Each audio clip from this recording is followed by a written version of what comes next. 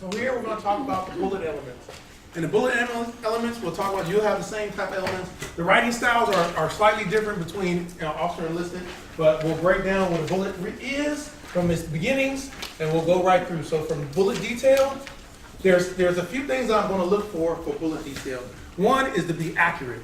There's no reason to lie on an EPR at all. Because once you lie about something or someone finds out that you kind of, we call it speeding, you're either speeding or outright false information, what do you think that does to your word picture, to your name? Not good at all. I remember sitting on a board, we were doing a board to vector people, vector master sergeant to senior master sergeant. And so an EPR comes through, and so we have our career field manager, Air Force level career field manager, looking at these EPRs. And someone says, like 2 years prior, that she was working on a program that he was. And he was like, I don't even know who that is. Who is that? So what do you think they did to her EPR? It's like pushed off to the side. So we're writing false information. You never know. You may write something in an EPR or an OPR, you never know who may review that evaluation. So you want to be accurate. There's no reason for us to state information that's not true. You want to be very brief. You want to make sure that the words are very simple, they're very exact and concise. If I have to use a dictionary to read any word on that page, it's the wrong word. Don't make me think. Don't make any reviewer think about it. Yeah, it may be cute. I had some airmen who wanted to use necromancy. And I'm like, why are you using this? It said, because we're resurrecting the program. Do not use it. Use resurrected. Use another word. Don't try to be cute and flowery. We're not impressed by that. Because then I'm not going to understand it. Everybody doesn't understand it. So make sure that you're using the right words, that they're impactful. You want to use words that are deliberate. Every word, when I write an EPR, every word is deliberate and intentional. Intentional, deliberate. So I also want to be specific. And being specific, I don't want to be very general in what I say. You will see this often, and we'll get into the bullet format. You'll see 50 plus and people adding words and different things. I want to be as specific as humanly possible when I'm writing an EPR bullet, or even OPR. I want to be very specific. And then I want to provide perspective. Remember when we talked about breadth of knowledge and experience? I want to show how this airman has mastered their job, and then also mastered who they are as an airman, at whatever rank they are, whatever tier that they're at. That because remember in the Air Force Handbook 362618, the ACA, the performance feedback, and the EPR all provides all the information that you need to be able to assess an airman. So I want to make sure I'm showing the different perspectives that they're ready for whatever opportunity that's come forward, or some airmen don't need an opportunity. Some airmen don't need to be promoted. Maybe some airmen may need an extra year or two or more to be able to, as far as looking for a next opportunity, it may not be that time. And then I also want to make sure that when we look at synergistic, that they all tell one story. Because I may be a farmer, and all I do is I sell apples, I raise and sell apples. And so I'm talking about how I make all these apples, and then in the end I'm talking about orange juice. And I'm like, well, that don't make any sense. If you're an apple, if you grow apples, how are you talking about orange juice at the end? But you will see bullets like that. They make absolutely no sense. And so I try to make sure that what you say in the beginning is the same thing that we're saying in the end. And you will see that often. So let's go into the bullet detail. So the bullet format. Now, what you will find in the tongue and quill, as well as the enlisted performance, the PDG, Professional Development Guide, you'll find that, well, it's not really called PDG. It's kind of different now. They have like different names, but the ones we use for our professional development are for studying for promotion. They'll have the accomplishment and impact. That is the standard Air Force way that is listed to write an EPR bullet. And so the accomplishment, and when it says impact, it means like impact and result. And so here is the accomplishment, that I led a unit, a homeless food shelter drive. And so that's my accomplishment. This is what I did. And so the impact is the immediate benefit to what I did. So my immediate benefit of what I did in leading this homeless food drive is that I collected $8,000 in food and $1,000 pounds in clothing. That's my immediate impact there. And the result is like the final outcome. This is the final thing. I can't do no more. So by me leading this homeless shelter food drive, I lifted spirits during economic hard times. And so very simple, this is the accomplishment and impact bullet. This is the bullet format for that. Very simple. But there's also other ways to write a bullet first. But before I do that, well, so the next way that you may be able to write a bullet, and I kind of have this little backwards. I'll talk about the breakdown of the bullet, and I kind of want, actually, I'm gonna do that first. Let me go. So now I'm gonna talk about the bullet. I'm gonna go to the bullet mechanics first, and then I'll come back to the bullet. So in the bullet mechanics, there's how we break it down. Is every bullet will begin. This is an orange. So every bullet begins with a single dash and a space. Even for OPRs, every bullet, when you're writing awards, packages, everything has a single dash and a space directly thereafter. You'll see this several times. That is the format that everyone uses. So there's also a semicolon. So remember when I talked about the accomplishment, the impact, and the result? So between the accomplishment and the first impact that you have, there's going to be a semicolon right here. So this first sergeant, I organize these weekly first sergeant and right start briefing. Right start is like the newcomer briefing to a base. When you're in base, at your first base, you're going to right start. And so this is just an inundation, just to inundate you, or not inundation, but just to kind of introduce you to the opportunities and to the programs and different opportunities that are available to you at base. So that's his accomplishment. So his first impact is that he revised these slides. This is how he did it. So I'm always going to use this semicolon right there. That's always going to be there. So then there's the double dash. The double dash will always be at the final result. So after I have my accomplishment here, and then when I get to the first impact, I have my semicolon, I write that out, and then whenever I have my double dash, this is the final result. This is the final thing that I want to say about this bullet. People write different things, but I want to say the largest or the final outcome or bullet or accomplishment that I have here, and the result, I'm putting it right here, so I have this double dash right there. But then there's other things. As you can tell, there's a whole lot of stuff going on in here. There's some forward slashes and some ellipses and stuff, so we'll get into that. There's some other things that people like to add into a bullet as well. Some of them like to use the apostrophe. So some people like to use the apostrophe. And so as you can tell on the EPR, there's only so much space in between each line. And so many people will try to put as much information into the bullet to be able to reach the edge of the line, the edge of that line. And so some people, it won't fit ED, so some people will put like an apostrophe D to skip out. Now I try not to do that on EPR. On EPRs, I will try not to write apostrophe D. I try to treat it as writing a paper. If you're writing a research paper, you wouldn't put apostrophe Ds or anything. I like to keep things very clean. That's just a Hamp-ism. That's just me, and it's just very clean. I like it that way. But some people do that. Now on a 1206 award package, I will abbreviate everything. I abbreviate it if I could. I abbreviate every letter. But because it's a different format. This isn't going in your official records. But on the EPR, I try not to use this. I will try to stay away from that. But sometimes I do use it. It just depends. I try not to use it for myself. I do have some people within our group that uses it, but I try to keep them at a minimum. And my commander wants the same thing, a minimum of abbreviated bullets such as this. Some people also use the ellipsis.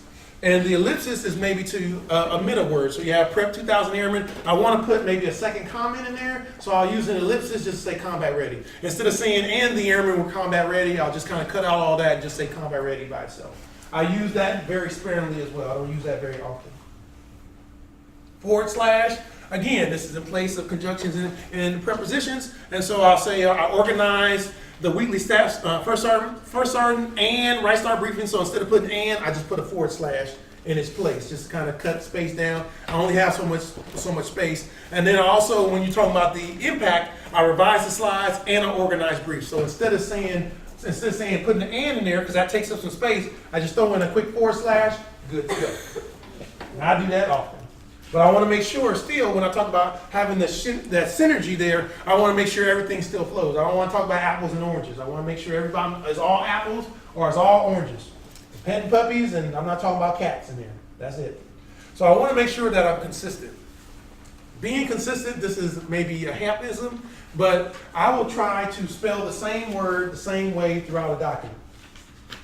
So before I get there. So I spell the same word the same way throughout the document. So if I say saved, S-A-V-E-D, And you may see another line, someone will spell it SVD, and then in another line they'll say SAV apostrophe D, and it's spelled 10 different ways. I'm going to try to use it the same way throughout the document. I just want to be consistent. To me, it looks very clean, and it looks, as far as look very professional. That's just Hamp Lee. That's my own personal ism, but I try to use a consistent spelling in there. All right, so I try to be consistent when I'm writing. Now, don't vomit. So in not vomiting, what I find here is that an airman will try to put everything that they did on an EPR, and as much as they could. I had an airman that would put like 3 different accomplishments. He would abbreviate every word that he could, and I didn't understand what it said. He said, like, I did this, slash, saved $2 million. I'm like, well, how'd you save $2 million? I don't even see it. I don't even know what you just wrote. You abbreviated every word that's in here. I can't read it. It's unreadable to me. And it's as you can tell on the EPR, there's only so many lines that you can put on there. But if I'm planning, if I'm preparing myself properly, I don't have to worry about putting everything in there, because I planned everything out. So I have the right bullets I can put in there. I can piece them together. So I can say, okay, these are the strongest things that I've done for the year. I don't have to worry about trying to smash things together, because that document, that's what's going to tell my story. And so I want to make sure the story that I tell is readable, and I'm not trying to throw everything in there where it's not readable. And then this is what you'll see some group commanders do. Some wing commanders, but they'll want you to minimize abbreviations and acronyms. And when you see EPR bullets, when you go, I think there's going to be Major Atkinson going to do another deep dive on bullets. You will see some bullets that probably have like every word abbreviated, and some that are not. And hopefully I'll have a chance to show you some of my bullets that are not abbreviated. Very clean. You can understand it very well. You see where the impact is. I see that. I understand it. And that's what I want. I want to challenge all of our airmen to write in a manner that is very understandable and readable. And you will get a lot of pushback for that, because in the Air Force, we teach people to abbreviate everything. But then sometimes I can't read it, because you'll have an airman, like I was maintenance. So in maintenance, we'll abbreviate everything in maintenance, but then when I retrain in the admin, the administrators don't understand what's going on in the maintenance world. So it doesn't cross over well. So they read the EPR and they're like, I don't even know what this says. What does this mean? Yeah, and when I was in maintenance, it worked because we all were talking the same jargon. But then my EPR goes over to admin and they don't see the impact of what I was doing because they don't understand it. So I want to make sure that across the board, whether or not I'm in maintenance, there may be some systems and some things they don't understand, because it's all based on where we may be working in our AFSCs, in our functional areas, but they'll be able to see the impact of what I was doing. They'll be able to understand that. And that's what I want to get us to, where I'm minimizing the abbreviation and acronym so it's readable. And then avoiding fluff. I don't want to, avoiding fluff is trying to say all these flowery words, necromancer or other things.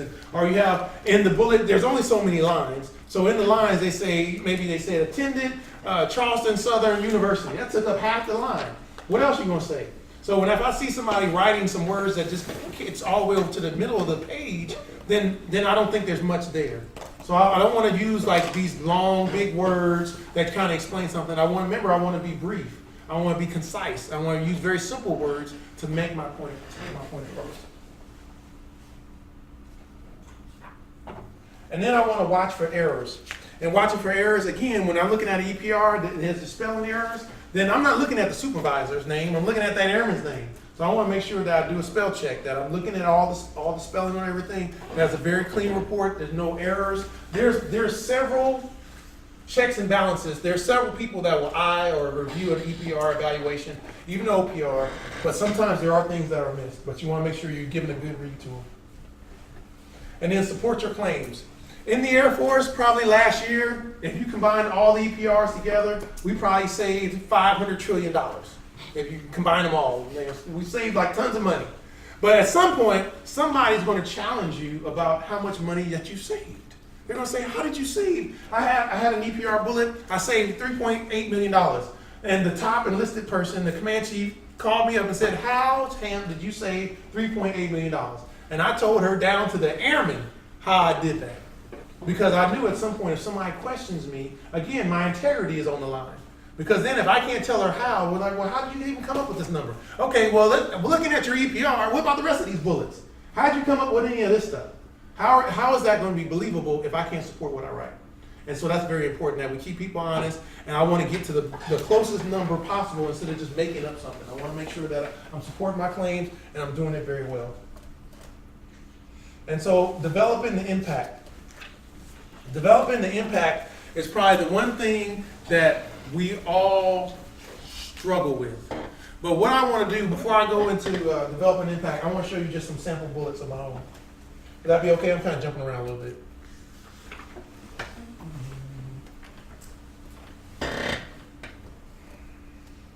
Well, no, we'll go to this first example.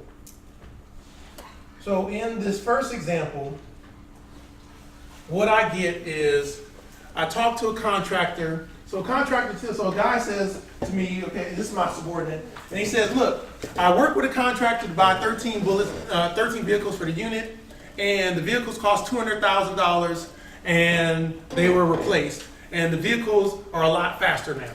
So that's all they say. And believe me, you will get less than this. When you say, if you ask an airman to give you some bullets, you will get one line. I saw that just this week. You'll get like one single line that says, I bought these vehicles. I don't know anything else.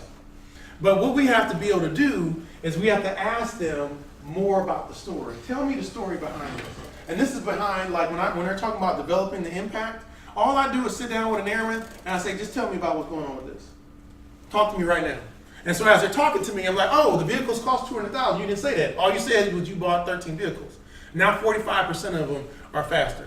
So I just want to ask you just your opinion, just for you, as you're looking at these, which one of these do you like the most? Which one of these bullets would you like as far as, all these are the accomplishment pieces. This is just what they did, as far as A, B, or C. B, you like procured these tactical vehicles worth $200,000. They all say about the same thing, but maybe a little bit different. Just a little bit different. Anybody like C? Fiscal giant.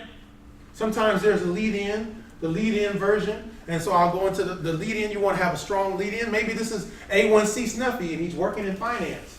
A1C Snuffy is handling $200,000. Maybe I want to say he's a fiscal giant. Anybody like A, broker?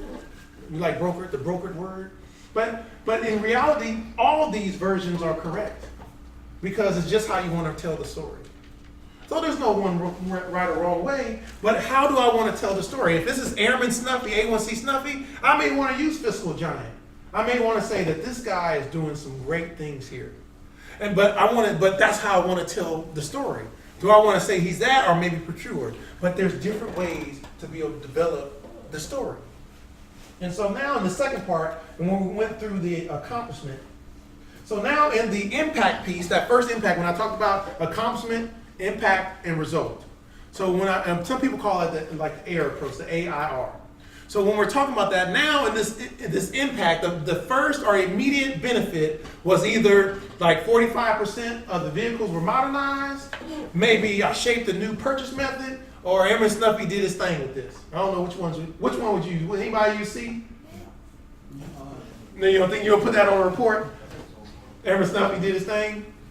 I tried one with delivered Thor like justice when I was a first sergeant. It actually got through, but I didn't put it on my report. But I want to see if anybody can say anything. But anybody like the 45% of the vehicles modernized? Yes. That most people would like that. Yeah. And you know, in the Air Force, we love numbers. We love numbers and savings. So anytime you can throw a number on there, you're good. But then maybe, remember when we talked about Airman Snuffy being the fiscal giant? But maybe if Airman Snuffy, remember we're talking about synergy and we want to connect things. So if Airman Snuffy is a fiscal giant and he worked this process, maybe I want to say that he shaped a new purchase method.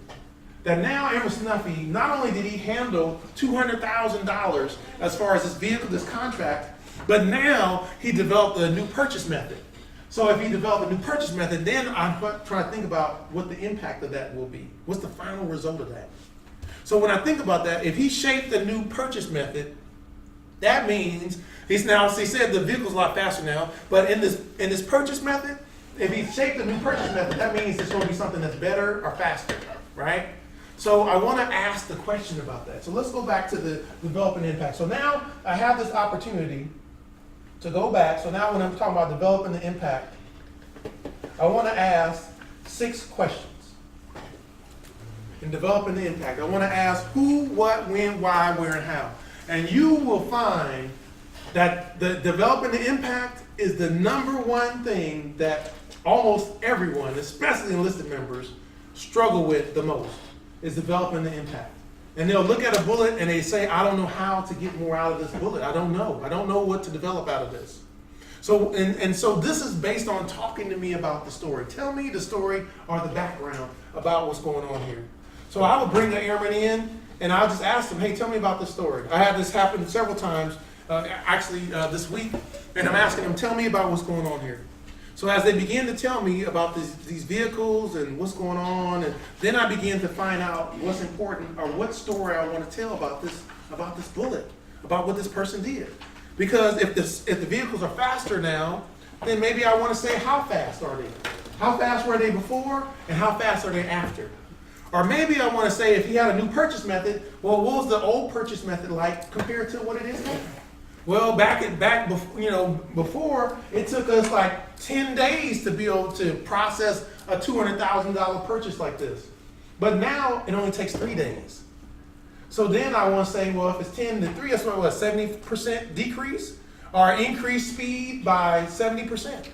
So I'm using numbers to be able to quantify things or I want to qualify something. And so normally when I'm looking at building an impact, even for OPRs, I'm looking at the same thing. How can I quantify something or how can I qualify it? That's what I want to be able to do throughout. But a lot of enlisted members, a lot of officers do not get to that point. I want to find a way to quantify what I did, to determine whether or not I should even put this bullet on my EPR at all to begin with. So now when I'm developing the impact, what I find is, sometimes when you develop the impact, it takes some time to be able to get there. That means you have to go ask a couple extra questions. So this is an actual bullet for a senior master sergeant and May chief.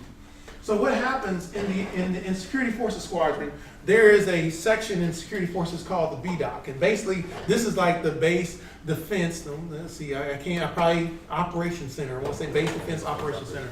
And so what happens at the BDOC is that they track everything that goes on the unit, in the installation. So if there's an incident or something happens, they're like the middleman. They're like I can't think of the term, like the operator, kind of get you connected to other people they're assessing and tracking the movements as far as any type of security measures on base. So if someone says, hey, there's a child that's missing, so they'll say, hey, Patrol 1 is responding at 10:52. And then they'll drive to the location. Okay, Patrol 1 has arrived at location and it's 10:53. So they're tracking everything that occurs. So then I can go to them and say, hey, if you said these vehicles were a lot faster, how fast were they? How fast were they before we bought these vehicles? And how fast were they after I bought these vehicles? So now beforehand, there's 100 vehicles with a 7-minute response time. I'm giving an average of what they are. And this is the actual number. So then, now I take another 100. So with 100 responses, what is it now? So now it's a 5-minute difference. So now, if you do the math, it's about 28%. So this is the actual number that I've been able to use by me just asking a couple extra questions, which you can guarantee that a lot of enlisted members are not asking. So then, do I want to say, now in the actual bullet, it said that they enhance squadron vehicle operations. That is the actual bullet or the impact that's in the EPR that's on this member's record. But do I want to say, I can say maybe 100% of the antiquated vehicles are gone. Maybe you want to say that. Or would everyone kind of say improve response time by 28%? Mostly everybody here would probably want to go to the number. Remember, the number, you want to draw to the number where you're quantifying numbers. So now I can say I improved the squadron response time by 28%. So now I have an airman that's worked on this high-level program, and then now that there's 45% of I say, hey, 45% of them have changed, I show what they're doing. I show that they have this opportunity, and by them working that process, now our response time is 28% faster. I didn't lie about it, the numbers that I actually worked. And so by me asking the extra question, this is how I get there. Anybody got any questions, concerns? Everybody good? All right, so now in this second, let's go through another example. So now in this example, this is how can we improve this bullet? This is an actual bullet that was used on the EPR. So in there may be a unit fitness program manager. So this person is responsible. I don't know if you have unit fitness program managers here. Do you have those here as well? Something like that. So the unit fitness program manager is responsible for for tracking or helping to facilitate all the PT testing, all the physical training testing that you have annually. They may also set up a training program in the unit as well. So there's going to be a primary and an alternate. And so this person is helping to monitor like a squadron policy as well, because the squadron commander will establish a PT policy for everyone to work out. So now they say you drafted these 2 policy letters, you aided the primary because I'm the alternate, but then I kept the squadron fit to fight. And so what I do here is, what questions do I ask this person? So now what I want to say is, because in the Air Force, we track everything. We track all type of numbers, statistics all the time. And one of the things that we track is, for all of you, I'm pretty sure if everyone got a PT test here, you track the numbers, right? If they're getting PT tests here. So all of your PT scores are being tracked. So we know who gets an excellent, who's failing, we know where everyone is. So I may ask the primary, like, hey, what are the numbers that are here? Who passed this test? How many people are excellent? Or what was it like before I was here? Did I get here and I started a new program? Now everyone's passing now? We used to have 40% failures. Now it's cleared off. Now we have a bunch of excellent people. So all I'm trying to do is gather more data, more quantitative data that's already there, that already exists, but I just have to ask the right questions. So this is what I do.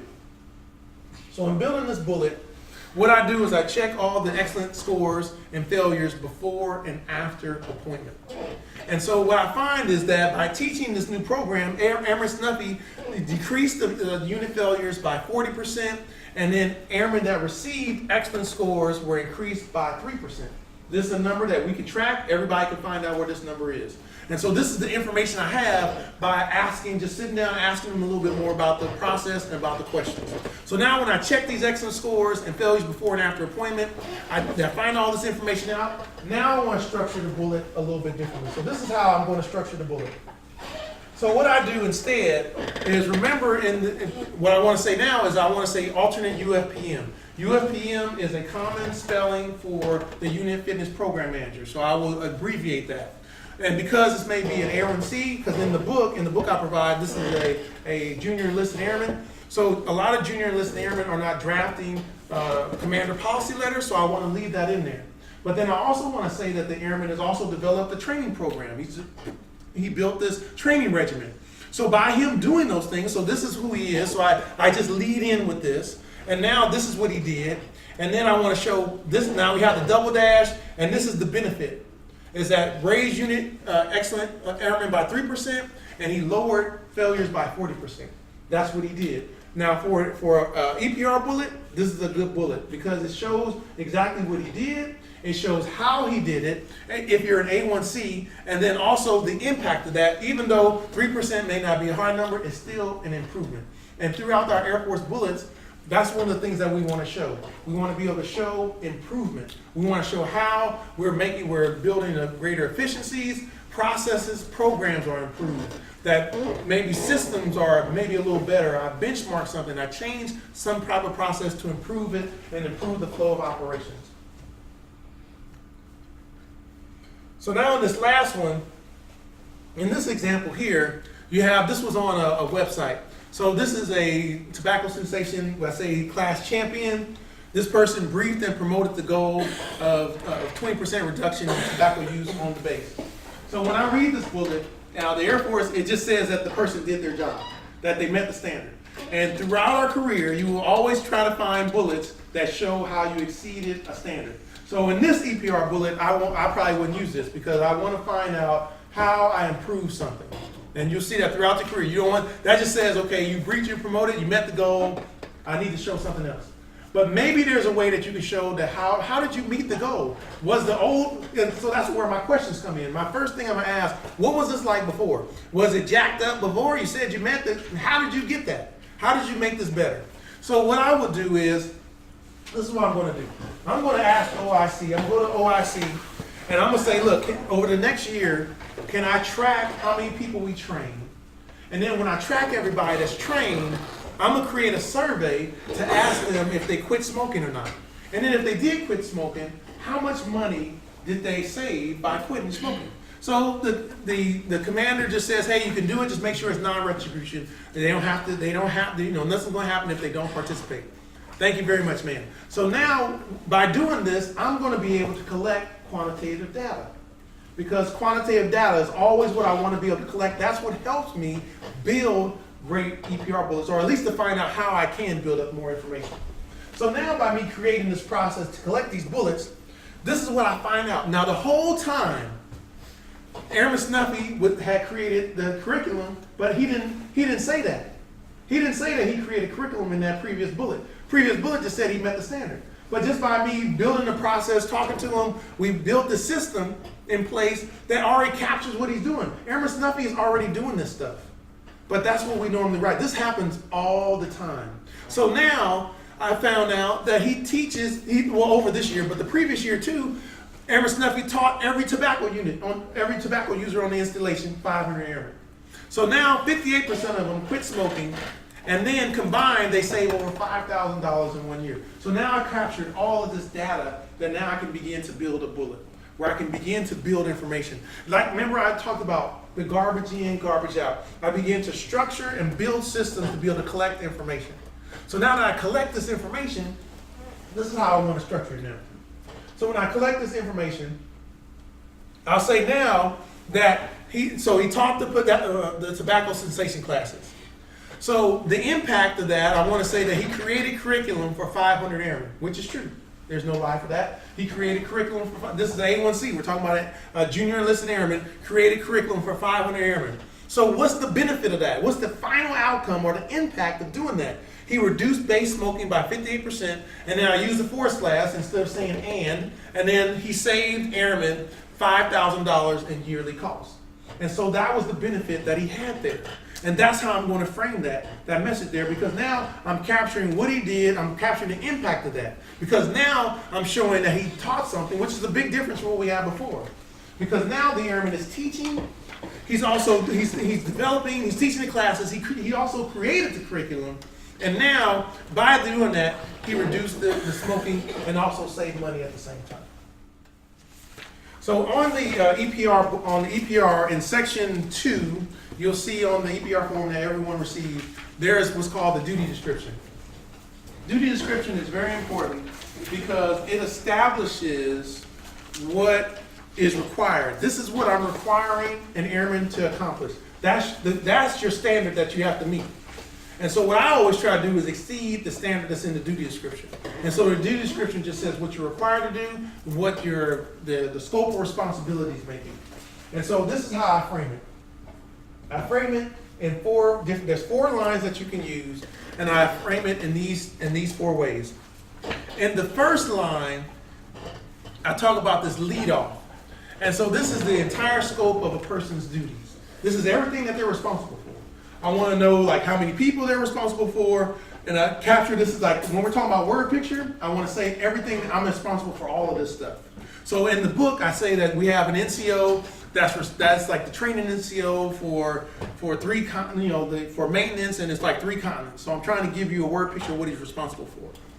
So in the second line, I want to address everything that they're responsible for to their supervisor. Day to day, this is what my supervisor asked me to do. And I just give a quick summary of that. I'm asked to run these papers or process these materials. In the third line, I want to use what the unit, maybe what my responsibilities to the unit or the base are. So in my job, in my position, I give these things to the unit and the base. And then in my last line, I want to describe what I may give to a higher headquarters or to the Air Force. And just as an example, I'll show you my book, my lead off here. This is in my EPR. This is my 2015 EPR. I was the first sergeant for the DOD's largest multi-service intel training unit with 4,000 graduations in a year with 11 specialties at 3 locations. So when you think about that, you think of a large, just even from where you're like, okay, you're talking about, this is the Department of Defense's largest multi-service intel training unit. So we're training all services are coming in. We have 4,000 graduations a year, so you're thinking 4,000 people come through here each year in 11 different specialties at 3 locations, Texas, Arizona, and also Florida. So now that gives you, even now you can think of like, man, that's a wide area of responsibility that you're covering, that you're responsible for. And so that's why I want to make sure I set that stage. The second line, I want to say that I'm the principal advisor to the commander on all enlisted issues. I told you this is what the first sergeant does. And so that's what day to day, this is what I do for my commander. This is what I do for the enlisted members. This is every day, day to day. And then for the unit and the base, so across the unit and in the base, I do quality force reviews. This is like if someone wants a special opportunity, I'm like, well, hey, let's look at their records to see, make sure they don't have some disciplinary problems that will prevent them from getting this opportunity. I may counsel squadron members and families on personal issues. Remember, I'm trying to help prepare the unit to do the mission. I'm getting them mission ready, making sure all those other things in the background are taken care of so they can perform the mission. And then lastly, for the base and external agencies, I make sure that I'm coordinating with the base and local agencies, and then also outreach and discipline and rehabilitation. Because there's some times where I may have to take an airman to a local mental health facility, oftentimes in other cities as well. So making sure, again, that we're preparing them for the mission. And sometimes there may be some airmen and some of your airmen that may have some challenges, and so we're being able to take care of them. So that's my duty description. And this is how I kind of structure it to make sure that I'm capturing what I may be responsible for, because that on the form in section 2, that controls, or that kind of sets the stage and the foundation for everything else, because that's what's saying this is what I'm responsible to do. And then all the other bullets will say that, how did I meet that goal? How did I meet that standard? And how did I reach there? All right, so I'll go over one form, maybe really briefly. This is the Air Force 910. You can pull out the 910 if you have it with you, and I'll just go over it really quickly, line by line. And so in the 910, there are several sections, and we'll just talk about each of them briefly. So before I do that, before I write an EPR, the one thing that I want to gather is my word picture. I want to gather all those bullets and all the information that I kind of structured and prepared for myself. I want to make sure I have all that information available to me. That's number one. Number two, I want to also have all my previous EPRs. Because remember, I told you that there are airmen out there that write their EPRs and they're using the same bullets from previous years and they don't know that. I reviewed an EPR from a member at a ROTC detachment last year, and it said that she had an on-time rate. She was a personnelist, or no, she was admin, and she was processing paperwork at 95%. That was like 2015. 2016, same bullet, but it said processing paperwork 92%. Next year, the next year after that, 2017, it says processing paperwork 89%. And I was like, do you not see the problem here? From the first year, it was 95%. 3 years, a couple more reports later, it's 89%. So even though 89% is a high number, it's a decrease. That actually was a disservice to you. And she didn't even know it until I said it right there to her. And she was like, what? Nobody thought about that. Nobody in her chain even looked at that. So it's important to look at previous EPRs to make sure that we're not repeating information from prior years. I don't want to say the same thing over and over again. And I saw that last week. I was looking at a step package, and over the course of 6 EPRs, almost every EPR had at least 2 bullets that were from a previous year that were not doing a service, that were actually a disservice to that member. And so sometimes when we're out there just pushing paperwork, we just want to just do a cookie cutter approach and just make sure everybody's stamping in on there instead of really paying attention to what we're putting on the paper. So next, again, I'm always going to look at Air Force Handbook 36-26-18. I'm always going to make sure I have what are we looking for our airmen to produce. Now, if I was planning everything and preparing properly, they already were given opportunities to work at a higher level. So if they're a staff sergeant, they're working doing tech sergeant work, I would make it a point to give them an opportunity to work at a higher level than what they're working at already. I'll give a point to do that, to make sure that they can. And then, so here's the EPR small print. And this is the small print that very few people read. So right above section 3, you will see those sections about task knowledge and proficiency. It tells you exactly, I'm gonna run through these, but I just want to go over this first page. It will tell you exactly what they're looking for the airmen. There's no hiding here. It tells you, consider the quality and results of the airmen. Describe innovation, describe the degree. So you can almost as your airman, you can sit them down. If you're directly supervising an enlisted member, you can tell them this year, maybe I want to, on this EPR, I want to focus on these 3 things right here.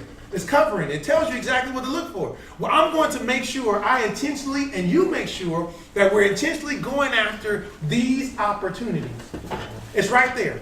So that's how I can prepare and plan when we're talking about at the beginning of the year or the beginning of a reporting period. Because now I can give them those opportunities to show task knowledge, to show innovation, motivation, and then if there's skill level upgrade training, because some airmen are not always in skill level upgrade training, but that's there.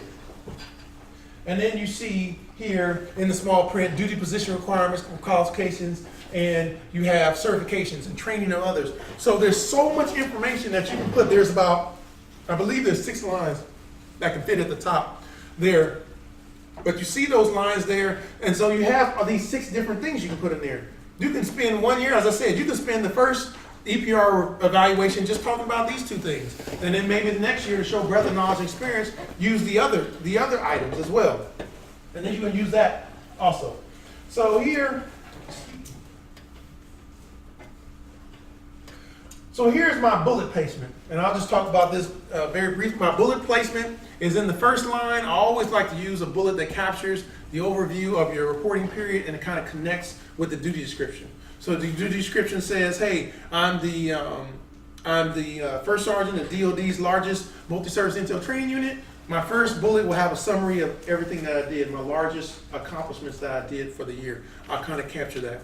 And then in those other lines, I'm always going to use words that are very deliberate, that stick to everything that's in that section. Deliberate words that show breadth of knowledge and that show breadth of experience. Those are the words that I'm going to use. And I'm going to use, and it says here, just as it says here, I'm going to use specific accomplishments from the EPR small print, enlisted force structure, and your duty description. So that's when you're mentoring an airman, when you're leading airmen, you're going to give them those opportunities because you're going to know who your airmen are. And you say, you know what, I have some opportunities here for you to lead. So for some of those airmen that I talked about, the chief's orientation, there's certain airmen that we had in mind to give those leadership opportunities to, that will stretch them and grow them and give them those chances. So I'm just going to kind of structure the bullet in a certain way to capture deliberate information. But I want to make sure that everything is very deliberate. And then in the last line, on line 6 in that first section, I just want to kind of capture another strong bullet that kind of summarizes that block. That just says, hey, this is what they're doing, a different perspective, again, on their duty performance and how they're accomplishing their mission and goals. So then in section 4, we have here is followership and leadership. And so there's going to be more items in the small print than there's lines. There's only a couple of lines, but you'll see here multiple things. Resource management, time management equipment, complies and enforces standards. There's a lot of information that you can put in that line. There's a lot of information that you can put there. But most people you'll see, they'll just put training and education. Most of the time for this EPR, they'll put duty description in the top piece. In that middle section, they'll put training and education. And you're going to see there's going to be nothing in there that talks about training and education. And in the bottom, they put volunteer stuff. You will see 1,000 times. Am I right, Sergeant Jones? That's what you see all the time. Nobody even looks at the small print. They just put that in there, just like that, automatic, on auto. Never read it. Look at, they talk about communication skills. Nowhere, resource utilization, compliance with forces standard, communication skills. They don't talk about anything about training and education. But that's what you're going to see in those sections without people even looking at it. That's what they put. So now in communication skills, you can use certain bullets. So from year to year, I don't have to keep saying communicates well, does this well. No, maybe they're working they're in Toastmasters. And because they're in Toastmasters, they were the keynote speaker at maybe the Hispanic Heritage Month. They're the keynote speaker at the base event. And then the next year, I can say maybe how they show careful and dignified environment. They're petting puppies. So instead of me using that same bullet, I use a different bullet to show something else. Breadth of knowledge and breadth of experience. So I'm looking at the course of an airman in my unit over years, that I'm planning out their career over years. Remember I talked about when I was a first sergeant, planning out from year to year what I may be able to do and accomplish. And then lastly here, in follower, so I have here I have the complementary bullet that captures a unique perspective, and then also something different. But in all these bullets, every line is deliberate information that I'm making sure that it's going to be varied, it's going to show breadth of knowledge experience, and it's going to show leadership impact. I want to make an impact. So in the whole Airman concept, it does have a little bit of the volunteering piece that's in here. So we have the core values of professional and personal and professional development, as well as esprit de corps and community relations. Again, there's more information in small print than lines. There's only a couple of lines. So now I can take the time to choose what I want to put in there as opposed to just throwing community stuff. And I'm telling you, airmen do not think about this. Hamp Lee was not thinking about this. I was not thinking about bullets like this. And actually, I was never reading the small print. I never read the small print. In all the EPRs I wrote, yes, in all the EPRs I ever wrote, I've never looked at the EPR small print. Not for a single one of them. Not for any of them. I see the information here. I know it's like truth and telling. I don't know if you want to cut that out, but I never did. I was always just writing, whatever I thought was good in those sections. We just kind of assumed those things were there instead of taking the time to actually say that this is what belongs here. And that was one of my own problems. And I'm trying to just figuring things out. But it's telling you exactly what to put in those lines. It's not like there's a hidden secret. But what happens with our enlisted members is they struggle is because we don't read those things it's almost like they're hidden in plain sight. They're right there for all of us to read and see, but we don't take the time to review it. Sometimes the people just say they're too busy. So in the bullet placement, again, I just have a varied and complementary bullet. Sometimes for my own personal, I make sure that the last bullet there on that last line is very strong because that's the last one that I'm going to review. And what I will say about this, and then I won't talk about the 9/11, but on the back of the form, if you want to flip over to the back of the form, this is where we have the additional rater, the unit commander, and then future roles. I will only put the strongest accomplishments of the year on the back of the EPR. Only the strongest. You will find airmen that will not put the strongest on the back. If I have my unit commander, I want my unit commander to say the very best thing about me. I want to make sure it's the strongest that's on the back. So I may put awards on the back, but only the most significant for the year. And oftentimes when I review an EPR, I see the strongest are on the front, and I'll write in my notes, put them on the back. I suggest you put line 2, 3, 4 on the back because those are the strongest ones. Please consider that. So also on the back, I may want to put awards, but here I may just use maybe the first or second strongest bullet. But I just want to make sure that on the back of the EPR, what I do want to focus on is that I may either put like my top performance bullets on the back, maybe a strong descriptive bullet or a duty bullet or an award. And I'll talk about this in a second. The descriptive bullets are important because for EPRs, when you're talking about going up from senior airman on up to tech sergeant, they can receive a must promote or promote now allocation that gives them more points toward promotion. So and that's huge. But not every airman is going to get a must promote or promote now. So I do like to use like descriptive bullets. And so descriptive bullets just say that, hey, this airman is top notch or high speed, maybe has a strategic visionary, maybe high operational IQ, or something that describes their mentorship or their leadership.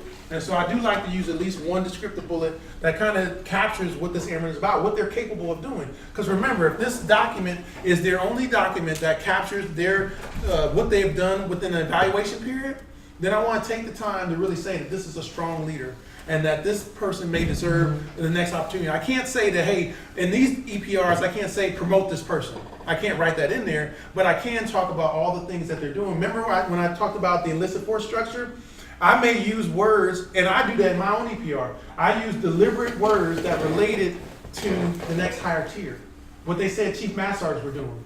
I was using words, clear words out of there to say that I was doing that. So when you read my EPR, it reads like, oh, I'm already doing it, and I can prove it by my bullets that I also accomplished. But on the EPR, you see on the back, future roles. Future roles are important. A lot of enlisted members, future roles are relatively new to us with our new EPR form. It's been out, I think, since 2015. But a lot of airmen don't take the time to really think about what their next role is within their career field. And that's important because we're talking about airmen senior NCOs are vectored. So just like you're all going to be vector for positions, they're vector. So when I'm thinking about vectoring someone, what's the next opportunity that this person should receive? And so you think about like Sergeant Jones is a staff sergeant. When Sergeant Jones puts on tech, Sergeant Jones should either be the NCOIC of the commander support staff, should be a command chief exec. What else he can do? Or a postmaster, you know, or not the postmaster, but the official mail manager.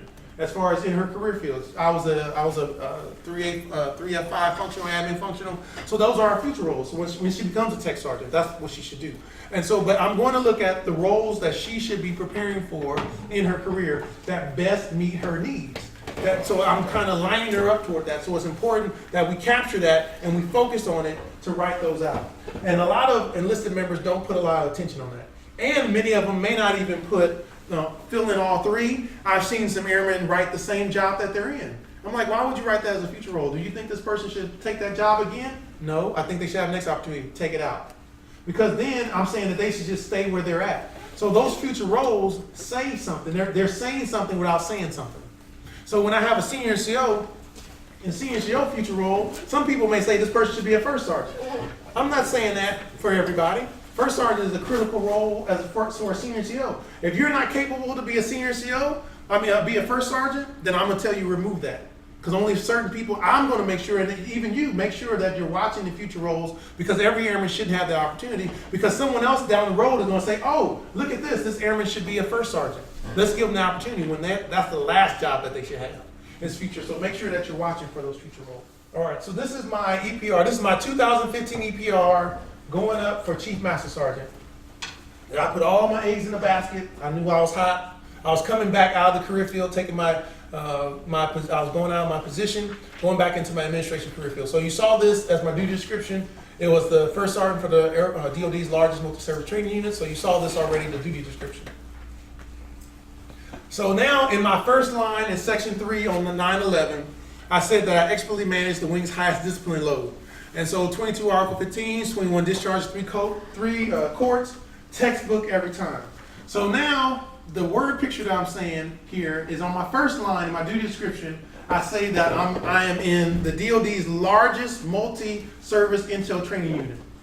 In my first line, I'm saying we have the highest discipline load. How I found that out was that we track it. In legal, they track everything. So I can easily find the information to track that. So I can prove that very quickly that I expertly handled this. So I kind of list all that. Now I wanted to say like we had a high. I wanted to say that we had like a high on-time rate, but we didn't. It was bad. It was like 79. It was like 72%. It wasn't good. But it wasn't good because I investigated everything. Because remember, I wanted to keep my commander, wanted to make sure everything was ran right. So I investigated everything. So I couldn't say that. But if you are a commander, you want, believe me, some of you will want to have a textbook first sergeant. That is very true.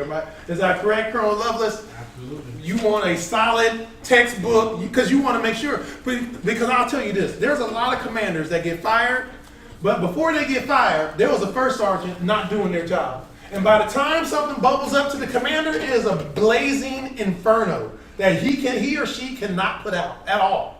And there was a lot of things that I was working in the background. I would keep my commander abreast of what I was doing. And we had weekly meetings. It was like an hour long. We talked about all the discipline in our unit every week. But I would keep him abreast of what I was doing. But a lot of first sergeants don't do that. And so when something's going wrong, by the time they find out, it's a mess. So I wanted to make sure I captured that up front.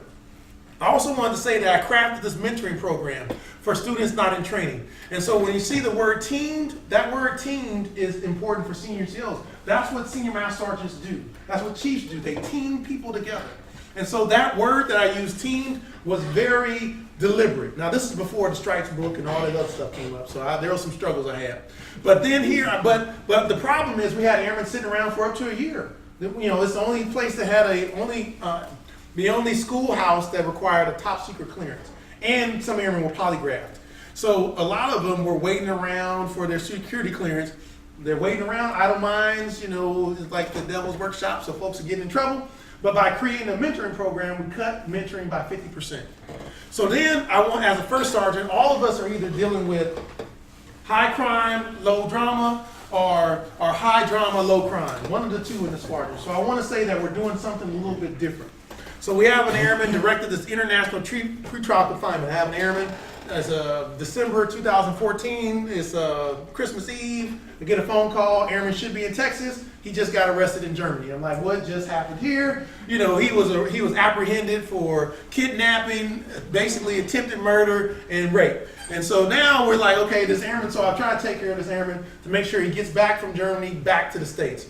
And so this is something I listed that all first sergeants don't do. So I'm talking about something that's different. Again, when we're talking about breadth of knowledge and experience, I want to talk about things that most first sergeants are not doing, are not capturing.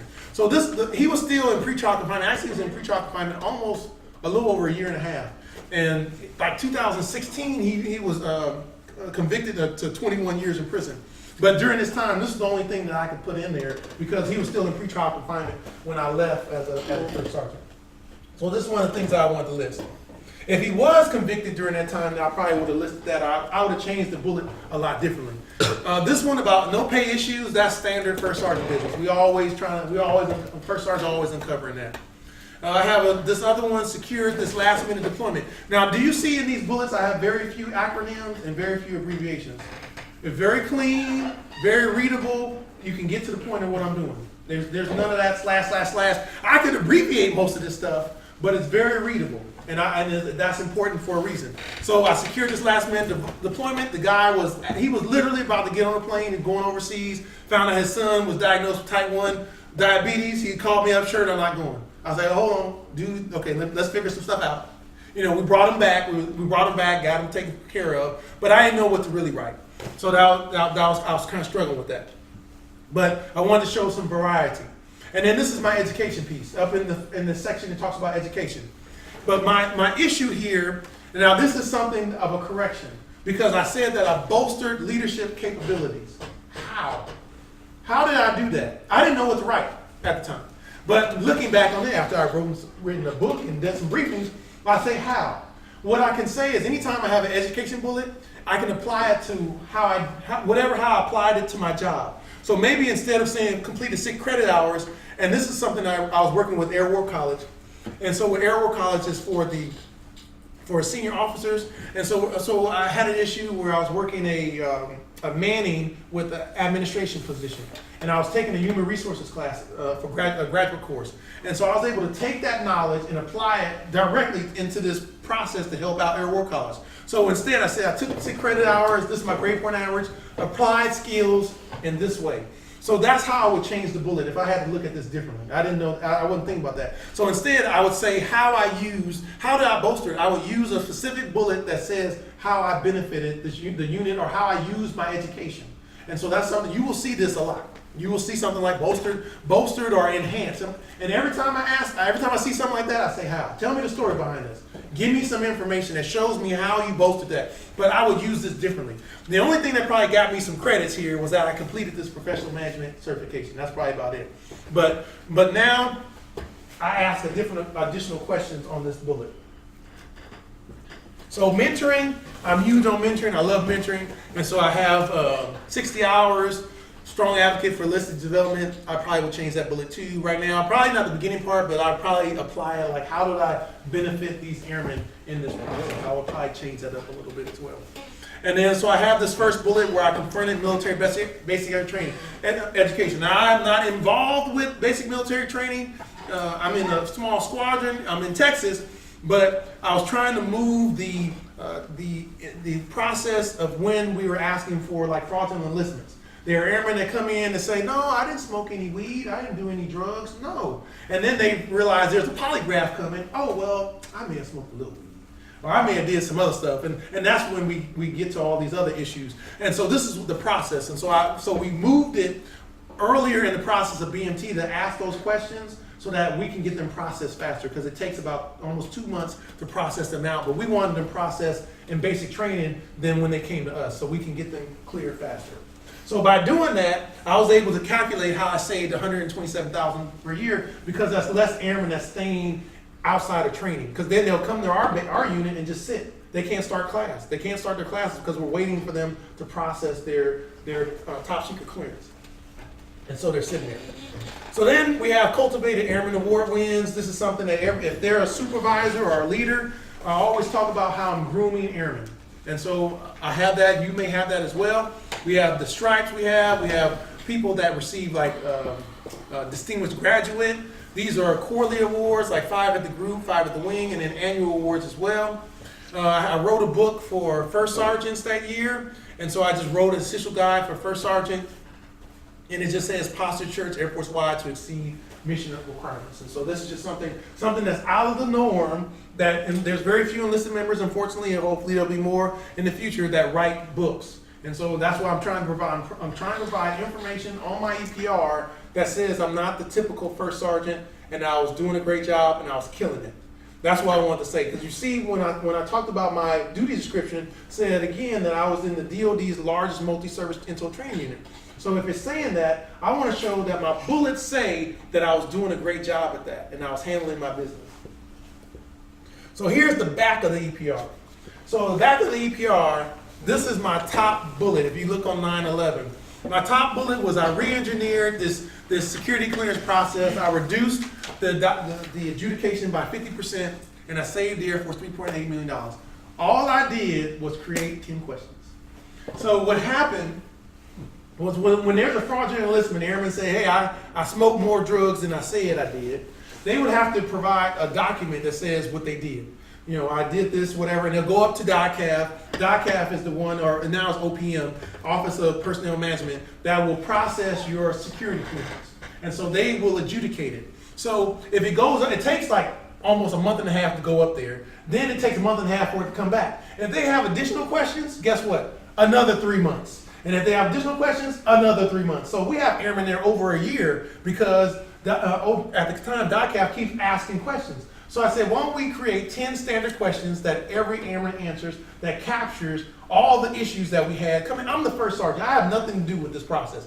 No, my only process in there was helping to shuttle airmen back and forth to the security manager so she could talk to him. But I saw a problem, I wanted to help. By creating 10 standard questions, the airmen typed them up. After 8 months, I'm like, where are all these airmen at? I'm like, all the airmen are gone. I didn't even know this was a bullet. And then I was like, wait a minute, that's a bullet. My EPR is coming up. You know, so now I need to do all the math. So I calculated all the math to find out that we saved $3.8 million. The total was $5 million, but we saved $3.8 million because we cleared out all those airmen just by creating 10 simple questions. That's all it was, 10 questions. And then this is the top bullet that I have. And this is the bullet that I was questioned on.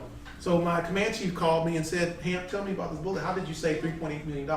And I said, ma'am, this is how. I calculated every airman. I found them all. It took me a good minute. It took me a few hours to get all those numbers, but I wanted to make sure I processed it. So I told her so that way my integrity is not questioned. So on this EPR, I had 3 descriptive bullets. This was a huge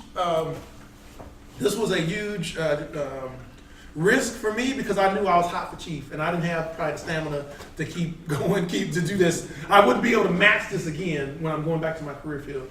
And so I have 3 here. But everything that I said in here was true about me. You know, it's remarkable. I had strategic vision because a strategic visionary is what we're looking for out of chiefs. If you look in the Air Force Handbook 362618, it talks about strategic vision for chiefs, for senior NCOs. That's what I was going for. But my EPR proves it because I've been working with so many different levels, at higher levels to accomplish different things. High operational IQ, you're talking about a servant leader, sought after mentor. So my presence felt around the Air Force, but all my bullets say that because I did have Air Force level impact. Because I'm working with, you're talking about working with DICAF, I'm working at BMT, my books are going around the world. So everything I'm saying, it backs it up. So I want to make sure things are true. My commander, this is exactly what my commander say. I do draft my own EPR. Give your airmen an opportunity not to write it, but at least to give them the practice to draft it. This is exactly what my commander would say. And so when we're saying like facilitate most sensitive unit issues with care and sound judgment, that's what you want out of chiefs. You want them to have care and sound judgment. So what I was saying was exactly deliberate. This is deliberate wording that I wanted to put on here about my duty description. But this is why I just wanted to get you the exposure of what I'm saying, because I'm talking about operating at a higher level and getting promoted as a chief and what I've been doing.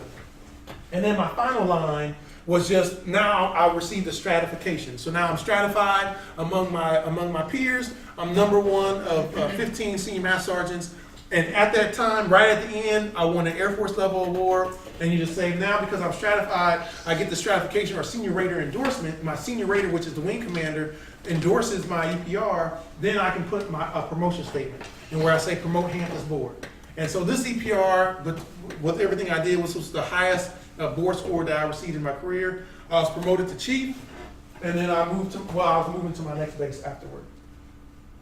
But in this EPR, in this evaluation system, I think I'm closed out. I think I started at the same time. I know we had some challenges, so I think I'm right at a couple hours.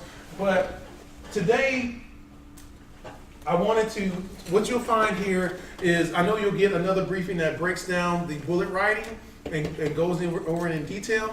But I wanted to take some time to talk about the enlisted evaluation system, the career map, and the word picture. And most of all, those are the areas that we miss the most for our airmen and for our enlisted airmen. And you will find that a lot of people can write some bullets. Some of them struggle in writing like the duty description, and that's why it's important to ask those extra questions. And the things that I've told you today are the things that's going to help them enhance those bullets. A lot of airmen don't struggle with bullet writing.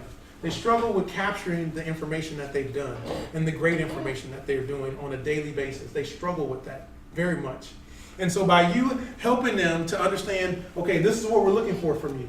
I'm looking for the job performance. I'm looking for the quality. I'm going to give you developmental opportunities. I'm going to look at the handbook. I'm going to make sure everyone is getting a performance feedback.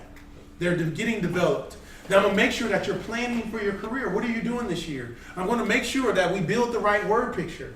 And then we can build the right bullets to capture the right information. That's why it's so important. And I did harp on that a lot. But those are very important to building these EPR bullets and building the elements. So then when I can capture the accomplishments, I can accomplish the impact, and I can also capture the result of what you're doing to be able to build a good word picture. Because all those, when I have all those bullets together, you look on the 910, on 911, they're all going to tell one Air Force story for your year. Once that year is closed out, that's it. I can't go back to another year to write another EPR. I don't have any other, there's no other official document that can capture my whole year. You're talking about whole year is just gone. And there's some years where people don't even capture some of the largest accomplishments they have. What other document is there for them to capture? It doesn't exist. It might as well not have happened. So we want to make sure that we're preparing it and we're providing the right bullets and the bullet mechanics on writing great EPRs. And I just wanted to at least give you an overview of the Air Force Form 910. The 911 is very similar. It's just not as many sections, but it basically covers the same information. But I do appreciate the opportunity. That's all I have for today, unless anybody had any other questions, comments, or concerns. But it all comes down to preparing, performing, and documenting. And as I said before, many enlisted members go straight to documentation, but they never prepare. They're performing, but they just go straight to documentation, but they're not planning. They're not taking the time to prepare themselves for what they're going to accomplish to be able to make sure that they're meeting their Air Force goals. And I hope that you as you go out, and then you'll get the bullet writing, and you'll kind of get some of those other things as well. But as you go out, that you'll take the time to understand, most of all, when that EPR is in your hands, it is the most important document in that enlisted member's career. And I think as a senior enlisted leader, I owe that to my airmen to make sure I get that document right. I owe that to them. I make sure that I'm the one, when I go in, I'm tightening up that EPR to make sure that when my commander reviews it, that he just says, okay, looks good to go, I'm pressing on. He may want to change a couple words, and since I've been there the last few months, he's changed a word or two here and there, but I'm not going to have him doing the heavy lifting. I'm going to do the heavy lifting. I'm going to be the toughest critic that you have, because I owe that to them. I owe it to our airmen that are ready to be promoted to the next higher grade. I owe it to them to make sure they have the right opportunities and we're capturing the right word picture for them. And I ask those hard questions. I'm asking them, how is this happening? Why did you write this? I would have, if I look back at my EPR today, I mean, I was 3 years ago. I wrote a whole different EPR. I would have probably tore up my own words off of that, but that was the information I knew, and as you're growing, as you're continuing. So I hope that you, as you take that out, anything else I learned, as you learned today, make sure that you understand how important it is. And I do appreciate the opportunity to speak before you and to come down here. And hopefully there was some information today that's beneficial and that was value added for you.